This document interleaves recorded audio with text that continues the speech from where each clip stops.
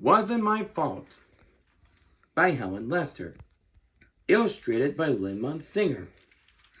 Narrated by Dudley Moore. Things did not always go well for Merdley Gertson.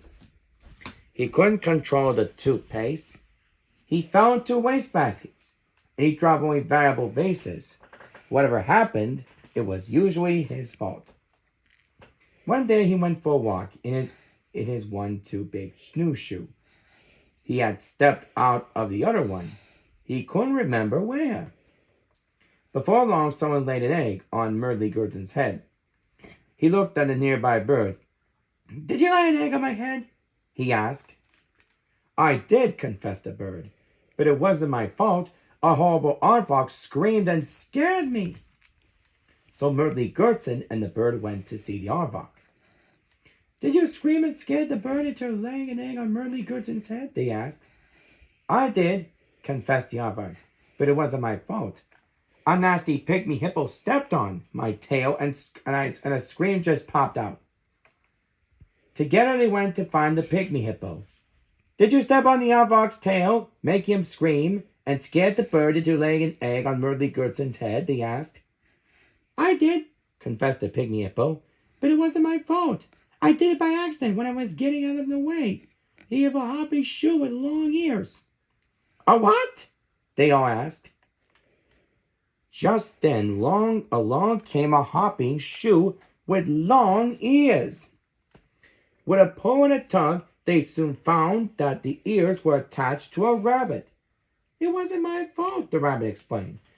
"I was hopping along when I landed in that shoe and became stuck." The shoe looked very much like the new too big shoe Merdley had stepped out of some time ago. In fact, it was. Merdley thought, "The rabbit became stuck in my shoe and frightened the pygmy hippo, who stepped on the aardvark's tail. The aardvark screamed and scared the bird into laying an egg on my head. Then I suppose it was my fault," said Merdley Gertson very sadly. Two tears splashed on his two new big shoes. There," said the pygmy hippo, the rabbit, the bird, and the aardvark. "Don't cry. It was my fault," said the bird. "It was my fault," said the aardvark. "It was my fault," said the pygmy hippo. "I think it was the shoe," said the rabbit. "Let's go back to your house to do something about that egg." They all went to the kitchen. The aardvark turned Merdley Gertson's upside down, and the egg plopped into a pan. The rabbit ground the pepper. The pygmy hippo added a pinch of salt. The pig ran around and around in a pan, doing a very fine job of scrambling. Merdley Gertson enjoyed every bite of his scrambled egg.